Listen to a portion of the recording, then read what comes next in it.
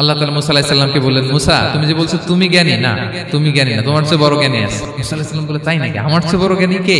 রাসূল সাল্লাল্লাহু আলাইহি ওয়াসাল্লাম বলেছিলেন, ইস আমার ভাই মুসা যদি আরেকটু ধৈর্য ধরতো তাহলে আরো কিছু অজানা তথ্য আমরা জানতে পারতাম।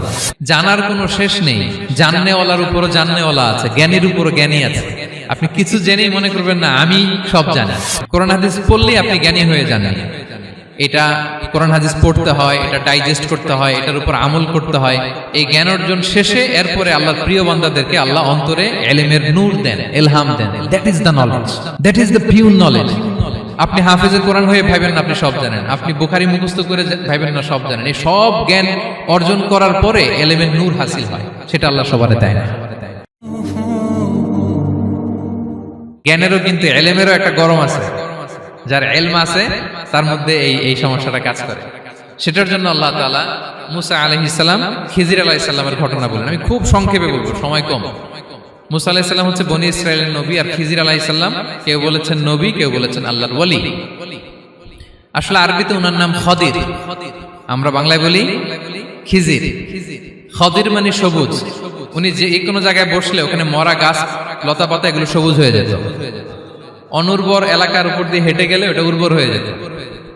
তো মুসা আলাইহিস সালাম একবার ওয়াজ করতেছেন এইভাবে বনি ইসরাইলের সামনে, খুতবা দিচ্ছেন। হঠাৎ এক লোক দাঁড়ায় বলে, ইয়া নবী আল্লাহ, মান আ'লামু ফিল আরদ, বর্তমান পৃথিবীতে সবচেয়ে জ্ঞানী কে? মুসা আলাইহিস সালাম বলেন, ফাকালা আনা, আমি। কি বললেন?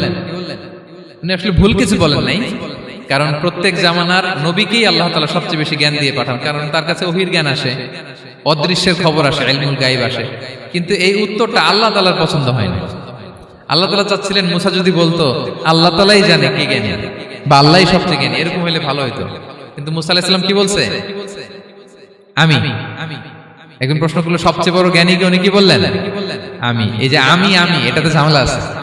আমি বড়, আমি জানি, আমি সব। This is problematic. আল্লাহ এটা পছন্দ করলেন না। আল্লাহ তাআলা মুসা আলাইহিস সালামকে বললেন, মুসা তুমি যে বলছো তুমি জ্ঞানী, না তুমি জ্ঞানী না, তোমার চেয়ে বড় জ্ঞানী আছে। মুসা আলাইহিস সালাম বলে, তাই নাকি? আমার চেয়ে বড় জ্ঞানী কে? তো আল্লাহ তাআলা বললেন, ইযহাব ইলা মাজমাইল বাহরাইন, দুই সাগর বা দুই নদীর মিলনস্থলে যাও, ওখানে আমার এক বান্দা আছে তোমার চেয়েও জ্ঞানী। মুসা আলাইহিস সালাম বললেন, তাই নাকি? তো আল্লাহ আমি কিভাবে চিনি উনি কোথায় থাকে, কিভাবে বুঝবো? আল্লাহ বললেন, একটা বড় মাছ নাও, এটাকে ফ্রাই করো, এটাকে ফ্রাই করে একটা ঝুড়ির ভেতরে নাও, যেখানে এই মাছটা সাগরে ঢুকে যাবে ওখানে আমার বান্দাকে পাবে। তো উনি ওনার সহযোগী ইউশা ইবনে নুনকে নিয়ে হাঁটতে লাগলেন। হাঁটতে হাঁটতে এক জায়গায় ক্লান্ত হয়ে পাথরের পাশে বিশ্রাম নিলেন। ওই পাথর থেকে আবার এক ধরনের পানি বের হয়, এই পানিটারে বলে আবে হায়াতের পানি, মাউল হায়াত, জীবন নদীর পানি। এই পানি কোনো মৃত প্রাণী বা বস্তুর গায়ে লাগলে ওটা জীবিত হয়ে যায়। তো ওনারা পাথরে হেলান দিয়ে বিশ্রাম নিচ্ছিলেন। ওই পানি ওই ফ্রাই করা মাছের গায়ে লাগার সাথে সাথে মাছ জীবিত হয়ে ঝুড়ি থেকে বের হয়ে সাগরে ঢুকে গেছে। ওনারা আর খেয়াল করেন না। এরপর আবার হাঁটতে লাগলেন। হাঁটতে হাঁটতে যখন ক্লান্ত শ্রান্ত, তখন বলে, এই ইউশা, আমাদের ওই মাছ ফ্রাই মাছটা দাও, এখন খাই। ঝুড়ি খুলে দেখে মাছ নাই। মাছ গেল কোথায়? তখন ইউশা বলল, হয়তো আমরা যে পাথরের ওখানে বিশ্রাম নিয়েছিলাম ওখানে আমরা মিসিং, ওখানে হারাই ফেলছি। চলো চলো, আরে ওইদিকে তো যাইতে হবে আমাদের। উনি গেলেন, যে দেখে মাছ যে জীবিত হয়ে বালুর এদিকে নাড়াচাড়া করতে করতে সাগরে ঢুকে গেছে, ওখানে দাগ আছে। মুসা আলাইহিস সালাম ঢুকলেন সুরঙ্গ, ঢুকে দেখে চাদর গায়ে দিয়ে এক লোক শুয়ে আছে। সালাম দিলেন, আসসালামু আলাইকুম। ওই লোক চাদর আর সরায় না, ভিতর থেকে বলতেছে, ওয়ালাইকুম আসসালাম। তো চাদরের ভিতর থেকে উনি বলে, মান আন, তুমি কে? মুসা আলাইহিস সালাম বললেন, আনা মুসা, আমি মুসা। উনি বলেন, মুসা বনি ইসরাইল, বনি ইসরাইলের মুসা? বললেন, হ্যাঁ। কেন এসেছো? এবার চাদর খুললেন। বলতেছে, আপনার কাছ থেকে কিছু শিখতে আসছি। আল্লাহ বলছে, আপনি নাকি সবচেয়ে বড় জ্ঞানী। আমি ভুল করে বলে ফেলছিলাম আমি। আল্লাহ বলছেন যে আপনি নাকি জ্ঞানী। বলতেছে, না, তুমি আমার জ্ঞান নিতে পারবে না, ওই ধৈর্য শক্তি তোমার নাই। মুসা আলাইহিস সালাম বললেন যে আপনি যে কোনো শর্তে আমাকে একটু রাখেন কয়েকদিন, আপনার সাথে আমি রাজি। বললেন, না তুমি পারবে না। মুসা আলাইহিস সালাম জোর করতে লাগলেন। অবশেষে খিদির আলাইহিস সালাম রাজি হলেন। বললেন, শর্ত হচ্ছে আমি যাই করি আর না করি আমাকে কোনো প্রশ্ন করা যাবে না। মুসা আলাইহিস সালাম বললেন, ওকে। সফর শুরু হলো। সামনে নদী, এক লোক তাদের নৌকা দিয়ে নদী পার করাই দিল। নদী পারাপারের পর খিজির আলাইহিস সালাম লাঠি দিয়ে নৌকার তলাটা ছিদ্র করে দিলেন। মুসা আলাইহিস সালাম বললেন, ইন্না লিল্লাহি, এটা আপনি কি করলেন? ওরা আমাদেরকে নদী পার করে দিল, আর যে ভাড়াটা আসছিল এটাও নিল না, আমাদেরকে সম্মান দেখালো, আপনি নৌকা ছিদ্র করে দিলেন। খিজির আলাইহিস সালাম বলছে, এই যে আমি বলছিলাম না তুমি ধৈর্য ধারণ করতে পারবো না, যাও তোমার রাস্তায় তুমি আমার রাস্তায় আনো। মুসা আলাইহিস সালাম আবার ক্ষমা চাচ্ছেন যে আপনি আমার ক্ষমা করেন, আমি তো ভুলে গেছি, আর প্রশ্ন করবেন না। চলতে লাগলেন। হঠাৎ বাচ্চারা খেলতেছে, এক বাচ্চাকে ধরে হত্যা করলেন খিজির আলাইহিস সালাম। এবার তো মুসা আলাইহিস সালাম রেগে গেছে, আপনি করলেনটা কি? নিষ্পাপ ফুলের মতো শিশুকে হত্যা করলেন। খিজির আলাইহিস সালাম বলে, এই যে আমি জানতাম যে তুমি ধৈর্য ধারণ করতে পারবে না, তোমার রাস্তা এক, আমার রাস্তা এক, যাও। এবার মুসা আলাইহিস সালাম করজোর করতেছে যে this is the last chance, একটা ফাইনাল চান্স দেন, একটা সুযোগ দেন, আর আমি প্রশ্ন করব না, এটাই লাস্ট। বলেন ওকে ঠিক আছে। হাঁটতে হাঁটতে এক ইহুদি বসতির সামনে যে হাজির, দুজনই খুব ক্ষুধার্ত, খাবার চাইলো, এরা আবার কৃপণ, খাবার দিল না। তো খিজির আলাইহিস সালাম বললেন ঠিক আছে, খাবার যেতে দিচ্ছেন, আমরা চলে যাই। যাওয়ার পথে দেখতেছে এই এলাকার একটা দেয়াল ভেঙে পড়ে যাবে। তিনি বললেন মুসা চলো এটা ঠিক করে দেই। দুইজন মিলে প্রচন্ড ক্ষুধায় এটা সেটা এনে দেয়ালটা তৈরি করতেছে। মুসা আলাইহিস সালাম তো এমনিই রাগী, পেটে আবার ক্ষুধা, আবার বলছে কিছু বলাও যাবে না। তিনি এবার আর প্রশ্ন করেন, বলতেছে ওরা এত কিপটামি করলো আর আপনি এটা করে দিলেন, আপনি তো চাইলে এটা টাকা নিতে পারতেন, পারিশ্রমিক নিতে পারতেন চাইলে। এই কথা বলার পর খিজির আলাইহিস সালাম বললেন হাদা ফিরাকু বাইনি ওয়া বাইনি, এখানেই তোমার আর আমার সেপারেশন, আর সামনে আগানো যাবে না, তোমার কোনো ধৈর্যই নেই।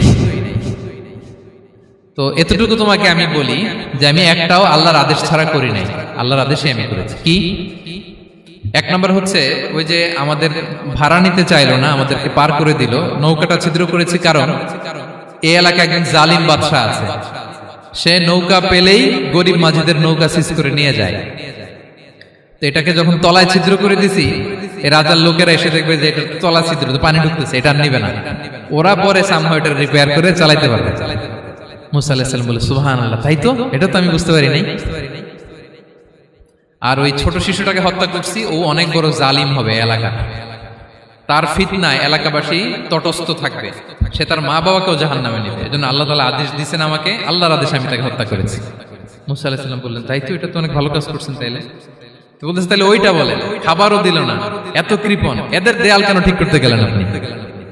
তখন তিনি বললেন যে আসলে এটা একটা ইয়াতিমদের ঘর ছিল, দুইটা ইয়াতিম শিশু, তাদের বাবা মা খুব ভালো ছিল, আর এই দেয়ালের নিচে আছে গুপ্তধন, এই দেয়ালটা পড়ে যাবে, এই গুপ্তধন তারা ছোট মানুষ নিতে পারবে না, এলাকাবাসী তাদেরকে বঞ্চিত করে নিয়ে যাবে।